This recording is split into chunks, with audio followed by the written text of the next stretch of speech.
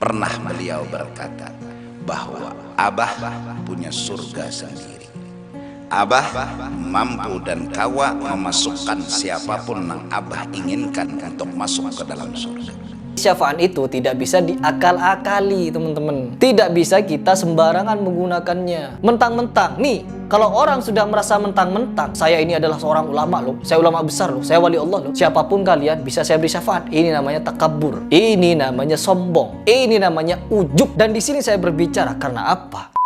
A'udzubillahi minasyaitonirrajim. Bismillahirrahmanirrahim. Teman-teman, di video ini saya ingin memberikan tanggapan terhadap para pengikutnya Gurus Kumpul. Sangat ngeyel membela junjungannya. Katanya saya itu Wahabi. Kalau saya dibilang Wahabi kadang pengen ngakak gitu. Saya dulu sekolah dan menempuh pendidikan di Ponpes yang Nahdlatul Ulama di daerah Jember sana. Dan saya juga mengikuti ustadz-ustadz yang ya bergaris di jalan Aswaja tentunya.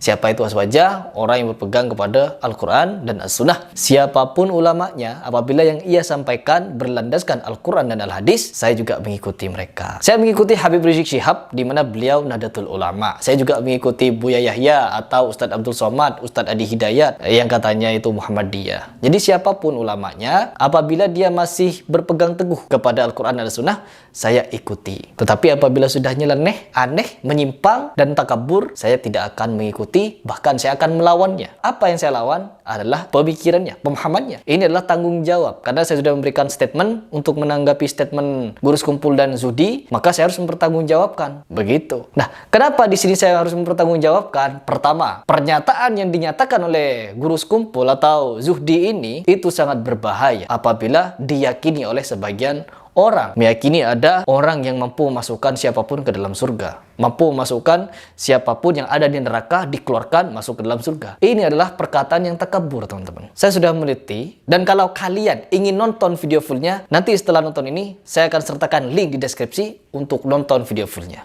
Coba kalian simak video ini dengan teliti dan dengan sangat baik. Aku punya sebuah pandangan dan keyakinan bahwa orang-orang yang memusuhi beliau, yang menyakiti beliau, yang memacam-macami beliau, tidak menutup kemungkinan, ini kalimatku, tidak menutup kemungkinan di akhirat nanti beliau mampu mengangkat orang itu dari neraka untuk ke dalam surga. Aku yakin itu, karena setidak-tidaknya itulah akhlak yang beliau miliki. Orang yang memusuhi, menyakiti, bahkan memacam-macam, aku yakin mereka akan ternganga, tercengang. Di akhirat beliau urus, beliau angkat dari neraka menuju surga. Karena aku dapat dari seseorang yang seseorang itu langsung dari mulut beliau. Pernah beliau berkata bahwa Abah punya surga sendiri. Abah mampu dan kawa memasukkan siapapun yang Abah inginkan untuk masuk ke dalam surga.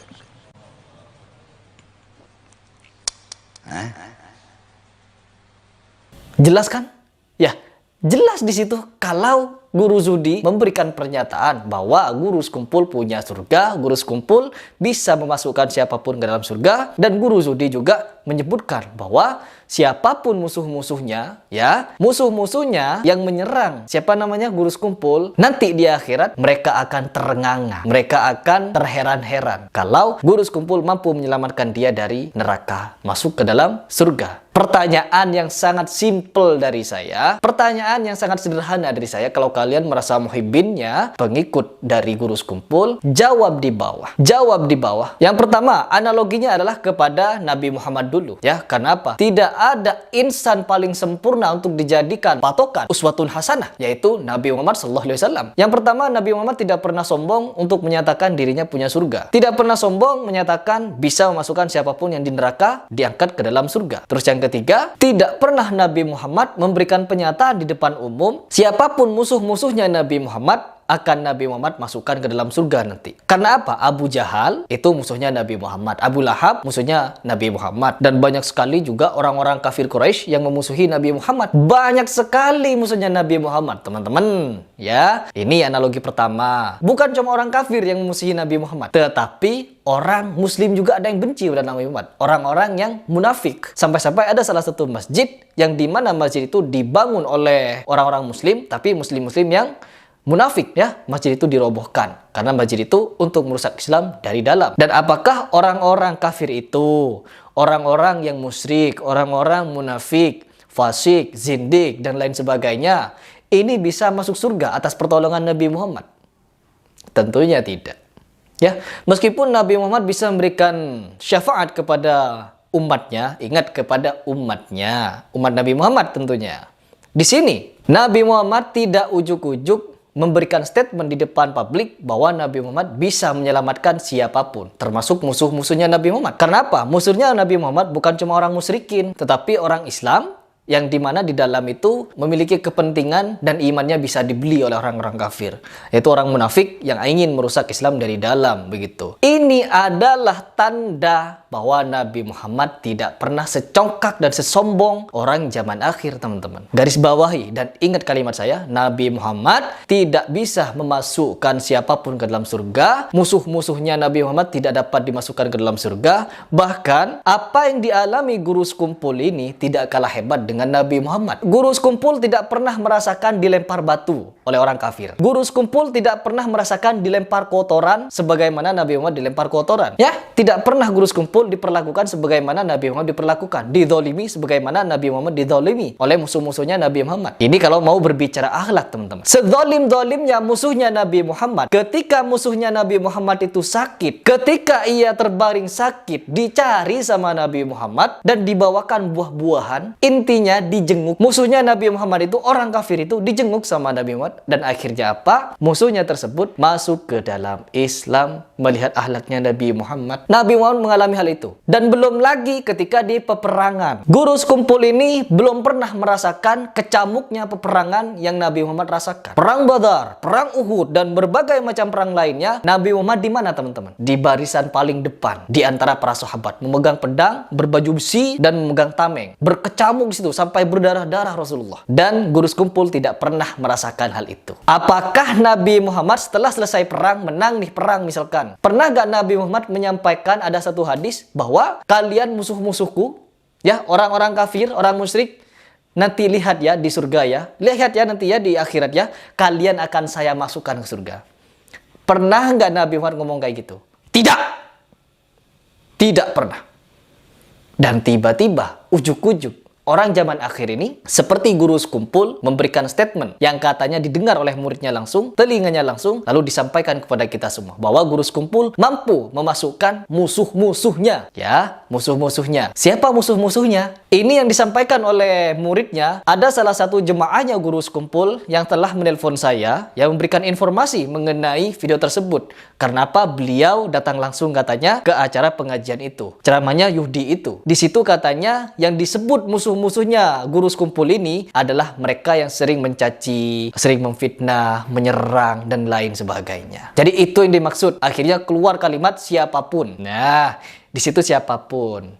Misalkan, ya, bukan permisalan. Siapa yang membenci guru sekumpul ini? Siapa yang menyerang? Siapa yang memusuhi? Dan bagaimana apabila yang membenci guru sekumpul itu orang kafir? Bagaimana apabila yang membenci guru sekumpul itu orang musyrik? Bagaimana kalau orang yang membenci guru sekumpul orang fasik, orang munafik, orang yang tidak mau sujud kepada Allah, orang yang tidak mau taat kepada Allah, orang meskipun dia Islam, tapi dia orang yang selalu bermaksiat kepada Allah, sampai dia wafat tidak mau mendirikan sholat, tidak mau menegakkan amar ma'ruf nahi mungkar, begitu.